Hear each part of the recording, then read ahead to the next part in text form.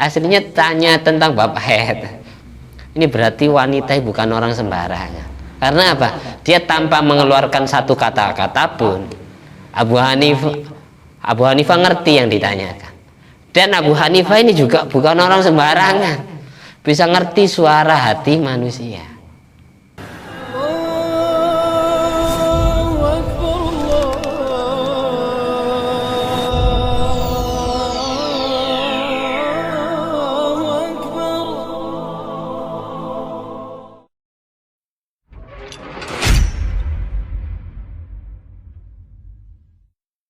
Assalamualaikum warahmatullahi wabarakatuh. Alhamdulillahirabbil alamin alladzi bi ni'mati tatimmus sholihat wa bi dzikri sulahai tatanazzalu rahmat wal barakat. Wassalatu wassalamu ala sayyidi sadat sayyidina maulana Muhammadin sallallahu alaihi wasallam qutbil qadat wa ala alihi wa ashabihi al-anjumi zahirat amma ba'du. Rabbi syrah li sadri wa yassir li amri wahlul 'uqdatam min lisani yafqahu qawli. Rabbi zidni ilma warzuqni fahma. Allahumma aftah alaina futuhal arifin waj'alna khalisatan liwajhikal karim. Allahumma aftah alaina futuhal arifin waj'alna khalisatan liwajhikal karim. Allahumma aftah alaina futuhal arifin waj'alna khalisatan liwajhikal karim. Allahumma arzuqna fahman nabiyyin wa ilhamal malaikatil muqarrabin. Allahumma nawwir qulubana bi nuri hidayatika kama nawwaratal arda bi nuri syamsika. Allahumma inna na'udzubika min ilmin la yanfa' wa qalbin la yakhsha wa amalin la yurfa' wa du'ain la yusma'. Allahumma rabbana anfa'na bima 'allamtana. Rabbi 'allimna alladzi yanfa'una. Rabbi faqihna wa faqih ahlana wa qarabati lana fi dinina. Allahumma shalli ala sayyidina Muhammadin dibil qulub wa dawaiha wa afiyatil abdan wa shifaiha wa nuril absar wa diyaiha wa qutil arwah wa ghidaiha wa ala alihi washabihi wasallim. Allahumma shalli ala sayyidina Muhammadin wa ala sayyidina Muhammad madanil judi wal karam bail ilmi wal hilmi wal hikami wa barik wa sallim. Alhamdulillahirabbil alamin. Alhamdulillah, kita masih ditakdir oleh Allah untuk berjumpa kembali dalam menghadiri dan mendengarkan majelis ilmu, majelis zikir bersama ini. Semoga semua ilmu yang kita baca jadi ilmu yang nafi', yang manfaat, yang barokah fiddin wa dunya wal akhirah, untuk kehidupan kita sehari-hari, yang menyelamatkan dan yang menjadi batu loncatan kita menggapai ridha Allah dan syafaat Nabi Muhammad SAW. La diniyat wa la kulli niyatin sholihah wa la kulli man wa salafus sholih wa la kulli niyati jami'i salafina wa jami'i auliyaina Indonesia wa jami'i masyayikhina wa jami'i mu'allif hadzal kitab wa jamil ulama wal awliya al madhkur asma'um fi hadzal kitab bi janabil mustafa wal mujtaba Muhammadin sallallahu alaihi wasallam. Amin. Wa bisri asraril Fatihah. A'udzu billahi minasyaitonir rajim. Bismillahirrahmanirrahim. Alhamdulillahirabbil alamin arrahmanir rahim maliki yaumiddin. Iyyaka na'budu wa iyyaka nasta'in ihdinas siratal mustaqim siratal ladzina an'amta 'alaihim ghairil maghdubi 'alaihim waladdallin. Amin. Bismillahirrahmanirrahim. Bab sifatul mar'a al-matlubah. Ciri-ciri wanita yang dianjurkan untuk dijadikan istri. Al-mar'atu hiya al-madrasatul ula litifl. Kitab Syarhul Yaqut An-Nafis juz 3 halaman 155. Al-mar'atu hiya al-madrasatul ula litifl. Wanita adalah madrasah pertama, sekolahan pertama bagi anak. Anak bisa pinter kalau punya istri, punya ibu yang bisa membimbing, mendidik tentang agama. Setiap dia mandikan, dia diajari doa sebelum masuk kamar mandi. Setiap dia mau makan, nyuapi makan, diajari doa sebelum makan. Habis makan doa sesudah makan. Seterusnya sampai hafal anaknya sebagian dari ayat-ayat Quran yang pendek-pendek kayak surat Al-Ikhlas, surat Al-Fatihah. Madrasah pertama untuk anak itu adalah istri. Di wanita itu harus menjadi manusia pertama yang berjasa untuk anak. Jangan sampai anak kita itu ngerti tentang surat Al-Fatihah dari guru ngajinya. Kalau bisa dari orang tuanya sendiri. Kalau ndak ibu, ya bapaknya. Karena Fatihah kebutuhan primer. Setiap anak kita baca Fatihah, karena yang ngajari surat Al-Fatihah dulu orang tuanya dikirimi pahala surat Fatihah yang dibaca oleh anak. Gitu. Kayaknya madrasah pertama untuk anak itu adalah ibunya sendiri. Al-mar'ah iya al-madrasatul ula litifil. Bukan guru ngajinya, bukan guru TK-nya, bukan. Madrasah pertama itu yang bisa menggurui anak pertama kali kalau bisa ya istri yang solihah. Selalu diingatkan, selaku suami itu mengingatkan istrinya ketika nyuapin makan, sebelum nyuapin gini, karena anak kan tidak bisa baca bismillah. Hati ibunya harus bismillahirrahmanirrahim, alhamdulillahirabbil alamin, Allahumma shalli ala sayyidina Muhammad wa ala sayyidina Muhammad, Allahumma barik lana fima razaqtana wa qina adzabannar. Ya Allah, berkahi rizki ini dan jauhkan kami sekeluarga dari api neraka. Allahumma shalli ala Muhammad wa ala Muhammad, alhamdulillahirabbil alamin. Baru disuapkan ke anak nasi. Karena makan nasi itu merupakan khuliqa min nuri sallallahu alaihi wasallam. Beras itu satu-satunya makhluk yang diciptakan oleh Allah, dicuilkan dari nur Nabi Muhammad. Jadi setiap nyuapi makanan ke bayi, ke anak, itu sambil baca sholawat. Yusanus sholat ala nabi inda aklil arus. Ketika makan nasi sunat disolawati setiap suapannya sallallahu alaihi Muhammad sallallahu alaihi Muhammad. Ambil sholawatnya pendek-pendek aja. Kalau sholawatnya kepanjangan nanti apalagi makan bareng-bareng ya jatahnya dimakan teman gitu, biar barokah. Kalau karena nasi ini Nur Muhammad, jadi jiwanya anak ini mulai bayi sampai berdewasa dia penuh dengan nur Nabi Muhammad SAW. Pasti jadi anak soleh solihahnya pasti. Itu apa katanya madrasah pertamanya ya ibunya. Kalau bapaknya, kalau ibunya tidak beragama ya tidak ngerti agama ya bapaknya harus selalu mengingatkan, dek ambil maca sholawat, disolawati makanan yang disuapkan ke anaknya, biar terus mulai bayi sudah nabung nur Nabi Muhammad. Hati ketika besar anaknya nanti rajin baca sholawat, hatinya punya keimanan, kecintaan, mahabbah kepada Nabi Muhammad SAW. Hati baiknya anak apa tergantung kedua orang tuanya yang open dan telaten. Yang kedua diceritakan di dalam kitab Ihya Ulumuddin juz 2 halaman 36. Imam Abu Hamid Al-Ghazali menceritakan kisahnya Imam Ahmad Ibnul Hambal yang mempunyai atau yang mendirikan madhab Hambali. Ikhtaro Ahmad bin Hambal imra'atan awra'a ala ukhtiha wa kanat jamilatan. Imam Ahmad bin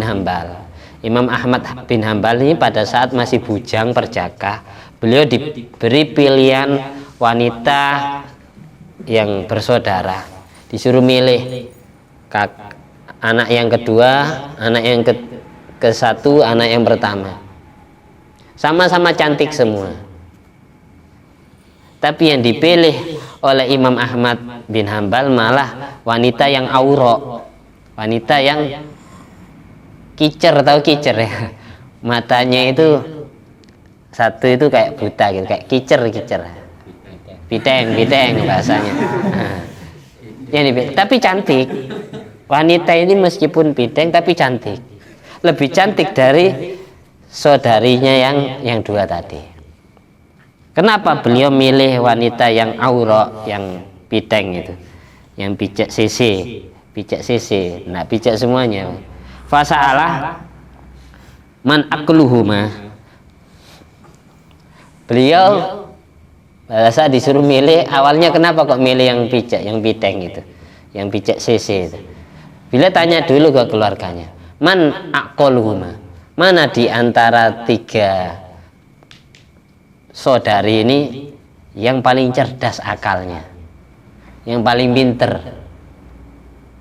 Lalu orang tuanya jawab, ya yang matanya itu yang kicer itu. Terus beliau jawab, fakilah, beliau dijawab al-aura, yang kicer matanya yang piteng. Faqala, lantas Imam Ahmad bin Hanbal langsung bilang, zawijuni iya, nikahkan aku dengan yang aurok itu. Akhirnya yang dua itu yang tidak kepilih itu kecewa. Bagi orang aneh nih. Dari sini dapat kita ambil kesimpulan. Kenapa Imam Ahmad bin Hanbal ini milih yang paling cerdas akalnya? Karena biar nanti kalau ibunya ini pinter, bisa mendidik, bisa nyekolahi sendiri anaknya. Kalau ibunya saja tidak pinter, akhirnya butuh pendidikan dari guru TK-nya, dari guru SD-nya, masih butuh pendidikan orang lain. Kalau ibunya sendiri pinter kan, akhirnya dididik sendiri anaknya pelan-pelan, diajari doa sebelum makan, doa sebelum masuk kamar mandi, doa sesudah makan, doa pakai pakaian, doa dan seterusnya, doa mau keluar rumah, telaten ini. Selalu diingat, mulai kecil sudah hafal doa-doa tersebut. Banyak hafal, sering didengerin musik-musik Quran. Akhirnya anak sebelum bisa baca Al-Quran, dia sudah hafal surat Al-Ikhlas, hafal surat Al-Fatihah, tapi masih belum tahu baca. Karena keseringan tiap hari disetelin surat Fatihah. Telinganya anak ini kan dia masih belum kotor dari dosa, masih belum terkotori dosa, gampang peka. Telinganya sering mendengarkan suara Fatihah. Lama-lama sebelum dia ngaji Quran, sebelum dia belajar tentang cara baca Al-Quran, dia sudah hafal dulu. Mulutnya sudah hafal Fatihah dulu, sebelum tahu bacanya. Kayak gitu. Ini pilihan Imam Ahmad. Cerita berikutnya diceritakan ceritanya Imam Abu Hanifah radhiyallahu an, Imam Nu'man bin Sabit, atau yang terkenal dengan Imam Hanafi, pendiri madhab Hanafi. Ruwiya, diriwayatkan, annam ro'atan, ada seorang wanita, dakhaltu masjidah Abi Hanifata radhiyallahu anhu. Wanita tersebut masuk ke majelis taklimnya, ke masjid di mana Abu Hanifah sedang ngajar para santrinya. Wanita ini masuk ikut ngaji kepada Imam Hanafi, Imam Abu Hanifah. Wa huwa jalisun baina ashabihi. Pada saat itu Imam Abu Hanifah sedang duduk bersama para santrinya. Ashab ini santri kalau kita maknai, kalau kita terjemahkan. Makanya kalau sampean baca kitab di situ ada ashabi, itu berarti santri-santrinya. Kalau dibahasakan Indonesia sahabat, tapi kalau dibahasakan ilmu, ashab ini adalah santri. Kayak Nabi punya ashab, punya sahabat. Ya, sahabat Nabi itu namanya santrinya Kanjeng Nabi. Makanya dulu budaya orang Jawa, orang Indonesia menyatakan murid itu bukan murid, tapi ashab, sohibnya kiai ini, sohib. Bahasanya sohib itu dijawakan jadi cantrik ya. Akhirnya diformalkan jadi santri. Arti sahabat itu, santri itu, sahabat itu kalau diterjemah jadi santri itu, santri. Kemudian muncul bahasa murid itu bahasa Arab di Indonesia kan, muridun, isim fa'il, diambil dari bahasa aroda yuridu irodatan wa muradan fahuwa muridun. Murid adalah orang yang berkehendak atau orang yang punya keinginan sampai kepada Allah, tahu jalannya Allah, tahu ilmunya Allah, tahu agamanya Allah. Melalui siapa? Melalui syekhun mursidun, melalui guru yang bisa membimbingnya. Akhirnya diistilahkan murid. Orang yang belajar itu diistilahkan murid, karena setiap murid itu punya keinginan tahu ilmu dari gurunya. Aroda muridun wong kang ngarepaken tutuk marang Allah, orang yang punya keinginan sampai kepada Allah, ngerti ajarannya Allah. Melalui siapa? Melalui syekhun mursid, guru pembimbingnya. Imam Abu Hanifah pada saat didatangi wanita yang ikut ngaji itu sedang duduk di hadapan semua santrinya. Lantas ketika waktunya Imam Abu Hanifah buka pertanyaan, silakan yang mau tanya, ngajinya sudah selesai, disuruh bertanya. Silakan yang mau bertanya, bebas lepas tanpa batas. Wanita ini langsung maju ke depan bawa buah apel. Fa akhrajat tufahatan ahadu janibaiha ahmar wal akharu asfar. Wanita yang maju mau bertanya sesuatu kepada Abu Hanifah nak mengeluarkan satu kata-kata pun. Langsung berada di depan Abu Hanifah, langsung bawa buah apelnya langsung dibelah jadi dua. Belahan yang pertama ini warnanya merah, belahan yang kedua warnanya kuning. Ketika apel ini dibuka, dalamnya ini langsung warnanya merah sama kuning yang satunya, tapi tidak bersuara. Fa wadu'atha baina yadayhi. Buah apel tersebut yang sudah dibelah dan berwarna merah sama kuning ditaruh di hadapan Abu Hanifah. Walam tatakallam. Wanita tersebut tidak mengeluarkan satu kata pun, satu perkataan pun. Tiba-tiba naruh buah apel yang sudah disibak jadi dua, ditaruh di depannya Imam Abu Hanifah. Fa akhadha Abu Hanifah. Lantas apel tersebut diambil sama Abu Hanifah, wa syaqqaha nisfaini. Dibelah lagi jadi dua, jadi separuh-separuh. Faqamatil mar'ah. Lantas wanita tersebut berdiri tanpa bersuara. Wa kharajat, dan keluar dari masjidnya Abu Hanifah.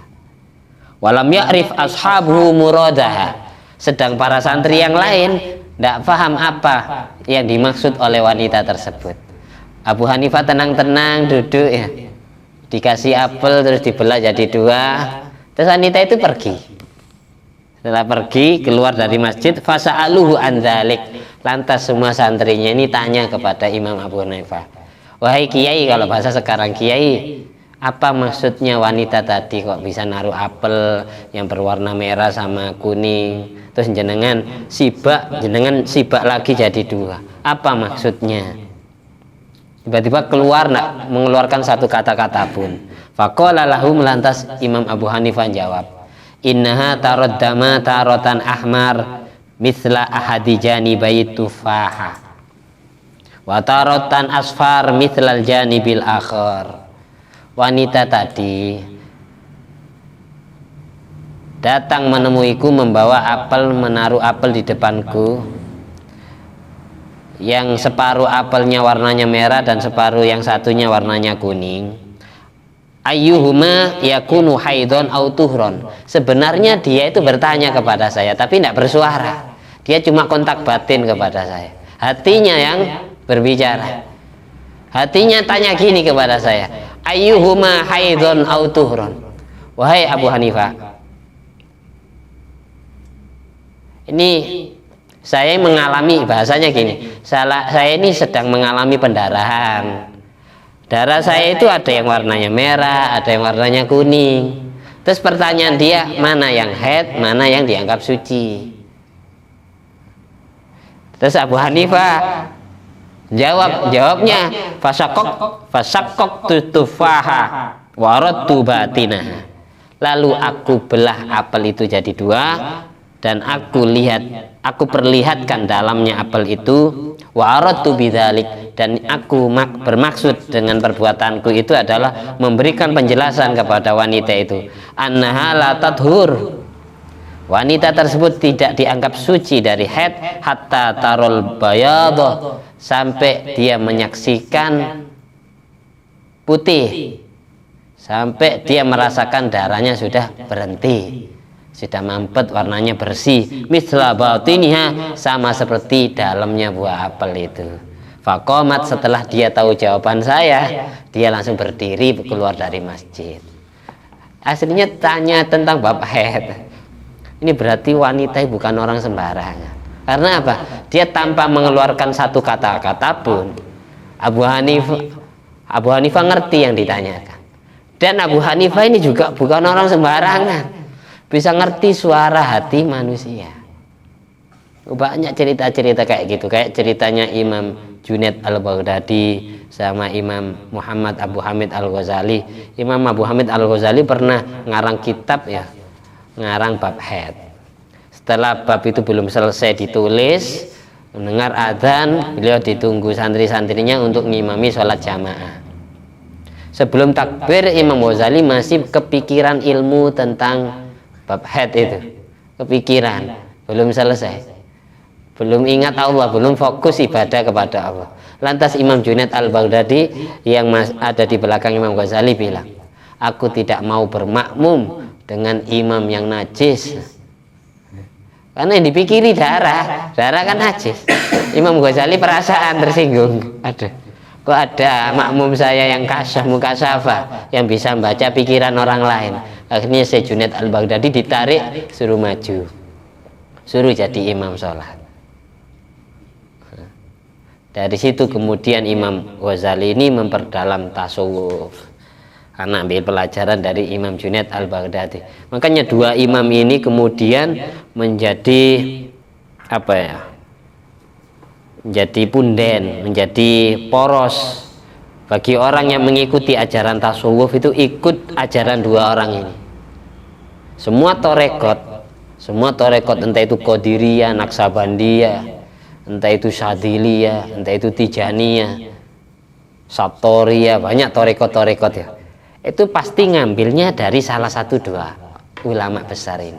Kalau tidak ke Imam Junaid al-Baghdadi, pasti ke Imam Abu Hamid al-Ghazali, pasti. Syekh Abdul Qadir Jilani pasti ke Syekh Junaid al-Baghdadi. Syadziliyah pasti ke Syekh Abdul Qadir. Syekh Abdul Qadir sanadnya ke Syekh Junaid al-Baghdadi, pasti. Jalurnya pasti ke sana. Dua orang ini menjadi madhabnya tasawuf. Sama kayak kita fikih ada madhab 4, Abu Hanifah, Imam Malik bin Anas, Imam Muhammad bin Idris Asy-Syafi'i, Imam Ahmad bin Hanbal. Tapi kita madhabnya ke Imam Syafi'i, kayak gitu. Dalam urusan tasawuf kita pasti madhabnya ke salah satu dua ulama besar tadi. Kalau tidak ke Imam Ghazali, pasti ke Syekh Junaid al-Baghdadi. Dalam fikih pasti salah satu dari 4 orang tadi. Dalam masalah tauhid pasti ke salah satu dari ulama besar Abu Hasan Asy'ari dan Abu Mansur al-Maturidi. Makanya ada madhab tauhid Asy'ariyah, ada madhab al-Maturidiyah. Arti semua disiplin ilmu itu ada madhabnya, ada alirannya. Orang cara baca Al-Quran aja madhabnya ke 7 imam, makanya disebut qiraatus sab'ah. Kalau orang Indonesia madhab Qurannya ikut siapa? Ikut Imam Asim bin Abi Najud. Madhab Al-Qurannya ikut Imam Asim, cara baca Fatihahnya. Kalau kita ke Mekah pasti imamnya beda. Pasti imamnya baca Maliki Yaumiddin, mimnya dibaca pendek. Karena apa? Madhab Qurannya orang Mekah ikut madhabnya Ibnu Katsir. Kalau orang Indonesia ikut madhabnya Imam Asim bin Abi Najud. Beda madhab. Orang Madinah ikut Imam Nafi. Kadang mimnya Ar-Rahim itu kamu kan pada Malik. Ar-Rahmanir Rahim Maliki Yaumiddin. Baca sirata kadang dibaca sin tapi tidak dibaca so tapi dibaca sin. Siratal ladzina, karena ada madhab baca Al-Quran kayak gitu, bukan sesat, ada alirannya sendiri-sendiri. Kita lanjut. Jadi intinya ini menceritakan ada wanita yang setajam itu, sebening itu hatinya, sampai tanya ilmu kepada ulama besar Abu Hanifah saja pakai isyarah buah apel. Berarti dari saking beningnya hati. Kalau seandainya istri kita kayak gitu top ya. Karena dia beranggapan, kalau mazhab Maliki itu beranggapan sautul mar'a auratun, suaranya wanita itu aurat. Mazhab Hanifah juga gitu, suaranya wanita itu aurat. Mazhab yang tidak menganggap aurat itu mazhab Syafi'i. Imam Syafi'i bilang suaranya wanita laisat bi aurat, suaranya wanita bukan aurat, tapi idzal tadzat bihi, tapi ketika telinga ini merasa lezat setelah mendengarkan suaranya, itu dosa tetap. Suaranya wanita bukan aurat kata Imam Syafi'i. Tapi setelah kita mendengarkan suaranya oleh telinga kita, terasa nikmat di hati, kemudian turun ke bawah, mulai geser-geser, itu namanya syahwat, itu namanya fitnah. Itu yang bikin haram. Kalau mazhab Maliki, mazhab Abu Hanifah langsung sautul mar'ah aurah, suaranya wanita itu aurat. Oleh karena itu tadi santrinya yang perempuan nanya ke kiainya, nggak pakai suara. Dulu ada almarhum Yai Abdul Jalil bin Fadil, guru saya di situ kiri. Beliau kan punya santri laki, santri perempuan. Yang ngisi kamar mandi atau jedingnya santri banat itu santri perempuan itu laki-laki. Dan zaman dulu itu pakai timba. Yang nimbakan kamar mandinya perempuan, santri perempuan itu laki-laki, santri laki-laki. Itu kalau sudah kamar mandi full ya, airnya full, itu nanti santri perempuan sama Yai Abdul Jalil bin Fadil ini suruh pakai isyarah gayung. Gayung itu canting, ketuk gayung gini, tuk tuk tuk tuk tuk tuk, berarti airnya sudah full. Nggak boleh pakai suara sama Yai, sampai hati-hatinya kayak gitu. Makanya dulu di zaman sahabat Nabi, ketika banyak sahabat minta sesuatu atau bertanya ilmu kepada istrinya Nabi itu langsung bertatap muka. Akhirnya Sayyidina Umar bin Khattab, Sayyidina Umar Al-Faruq ini minta saran ke Kanjeng Nabi. Nabi alangkah baiknya istrinya jenengan dihijabi, karena khawatir ada sahabat yang diganggu setan syahwat ke istrinya itu. Usul Sayyidina Umar bin Khattab, usul gitu kepada Kanjeng Nabi. Setelah usul, malaikat Jibril turun membawa surat Al-Quran ayat hijab itu. Idza sa'altumuhunna fas'aluhunna min wara'i hijab. Ya nisa an-nabi lastunna ka'ahadim minan nisa ini taqaitunna fala takhda'na bil qaul fayatma'alladzi fi qalbihi marad. Al-ayah. Itu sebelum ayat Quran turun, Sayyidina Umar usul. Ternyata usulan Sayyidina Umar persis dengan teguran Allah. 3 kali Sayyidina Umar bin Khattab kayak gitu. 3 kali. Setelah usul turunan itu, kalau kalian semua para sahabat minta sesuatu kepada istri Nabi, fas'aluhunna, bertanyalah kalian, memintalah kalian miwara'i hijab, dari balik tirai, jangan langsung. Karena tidak pantas umatnya ya syahwat ke istri nabinya, tidak pantas ke istri gurunya kan. Diajari adab gitu kan, suruh balik layar. Makanya terus istrinya Nabi juga dapat teguran oleh Allah dari Al-Quran. Ya nisa an-nabi, wahai istri-istri Nabi, lastunna ka'ahadi minan nisa, kalian itu tidak seperti wanita secara umumnya. Ini tokoh itu, nah kalau memang kalian takut kepada Allah, fala takhda'na bil qaul, jadi kalau bersuara jangan ngenyot, jangan lembut, nyonok keperok-perok tetet. Fayat ma'alladzi fi qalbihi marad, khawatir sahabat-sahabat yang punya penyakit hatinya akan hasrat syahwat kepada istri Nabi. Itu ditegur langsung sama kayak gitu.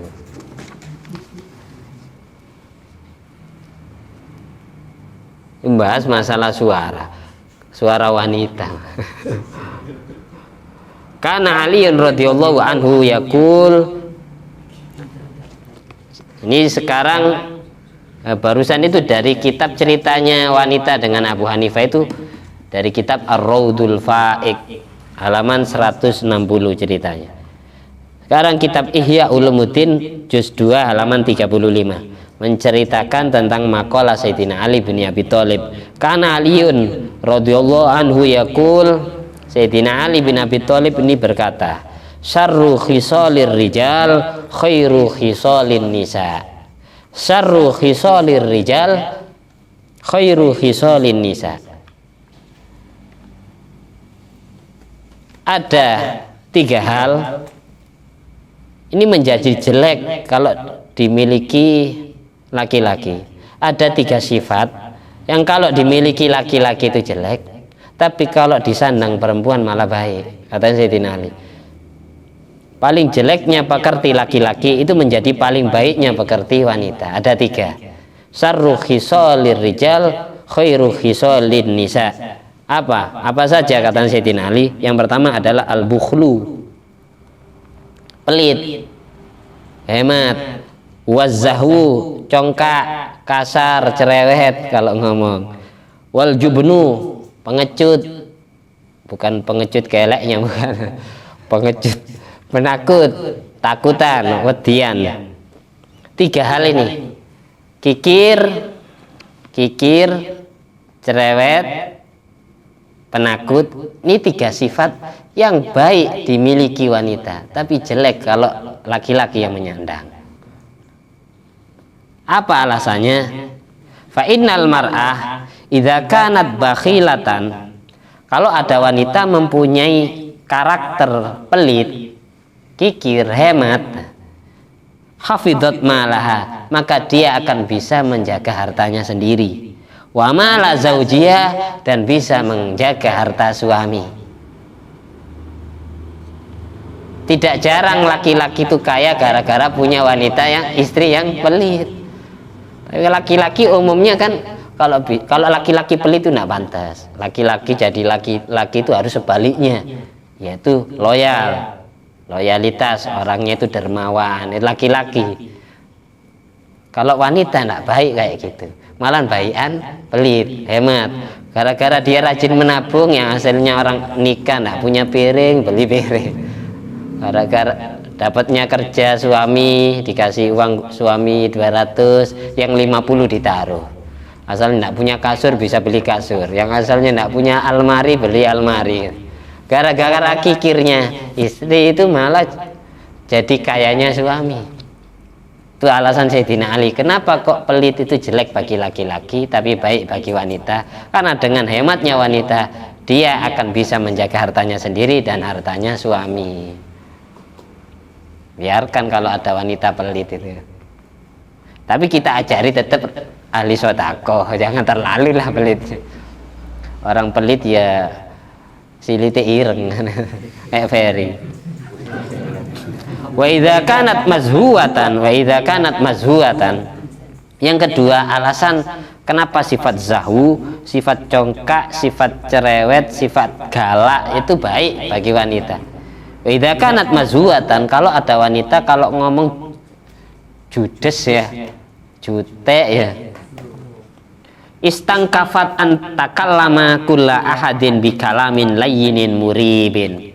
Kalau ada wanita yang judes, yang galak kalau ngomong, dia akan menjaga dirinya dari berbicara kepada pria lain dengan kalam yang lunak, yang lembut, yang mendatangkan syahwat. Secantik apapun wanita kalau galak, laki-laki tidak mau ya. Ada baiknya wanita yang kalau ngomong itu kasar, tidak lembut, nyenggrang. Kok Ferry duk mantuk Ferry? Kayaknya punya teman kayak gitu.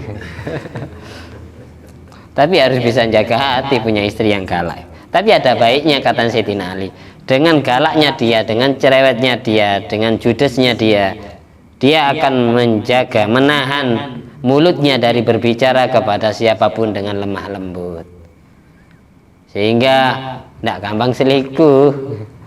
Tidak ada yang omes, tidak ada yang senang laki-laki.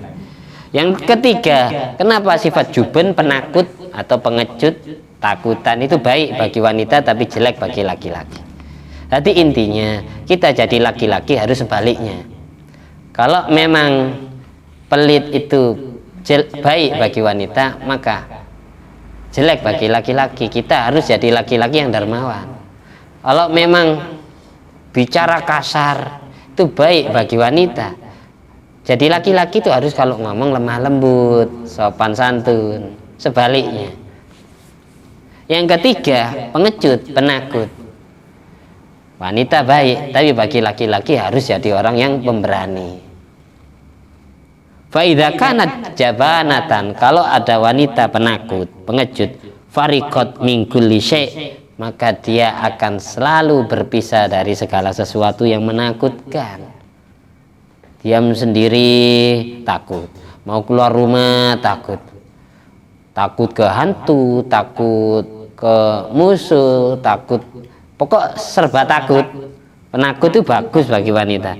Falam takhruj min baitiha, maka orang wanita yang penakut itu tidak akan mau keluar dari rumahnya, wattaqat mawadi'at-tuhmah, dia akan takut datang ke tempat-tempat yang mencurigakan, tempat-tempat yang menimbulkan tuhmah, syahwat, diganggu oleh pria-pria yang hidung belang kayak Ferry. Khifatan min zaujiyah, karena dia takut kepada suaminya, takut kepada hantu, takut kepada pria lain, takut kepada suaminya. Ini 3 hal itu. Lagi harus diingat-ingat. Jadi laki-laki itu harus dermawan, harus lemah lembut kalau ngomong, terus harus pemberani. Kalau ada laki-laki takutan, mau ke kamar mandi takut, minta temen nih, mau ke sana takut, ya suruh ketok suruh tebas itu kelaminnya, suruh operasi kelamin ganti wanita aja. Mudah-mudahan apa yang saya sampaikan bermanfaat dan kita ditakdir mempunyai istri yang sholihah zahir batinnya. Rabbana sholli ala sayyidina Muhammad wa ala ali sayyidina Muhammad. Rabbana hab lana min azwajina wa dzurriyyatina qurrata a'yun. Ya Allah, berilah kami pasangan hidup dan anak cucu yang qurrata a'yun, manusia-manusia yang dapat melegahkan, membahagiakan hati kami setelah mata kami memandang kesolehan, memandang kebaikan, memandang keimanan dan ketakwaan mereka semua. Jangan kau takdir kami meninggal dunia setelah kami, kecuali kami setelah menyaksikan kesolehan, kebaikan, keimanan, ketakwaan mereka semua, ya Allah, amin. Rabbana, ya Allah, jadikanlah semua keluarga kami pemimpin bagi orang yang bertakwa kepadamu, amin. Allahumma sholli ala sayyidina Muhammad wa ala sayyidina Muhammad. Rabbana atina fid dunya hasanah hasanah fil akhirati hasanah wa qina adzabannar. Walhamdulillahi rabbil alamin. Al-Fatihah. A'udzubillahi minasyaitonir rajim. Bismillahirrahmanirrahim. Alhamdulillahi rabbil alamin arrahmanir rahim maliki yaumiddin. Iyyaka na'budu wa iyyaka nasta'in ihdinas siratal mustaqim siratal ladzina an'amta 'alaihim ghairil maghdubi 'alaihim waladdallin. Amin.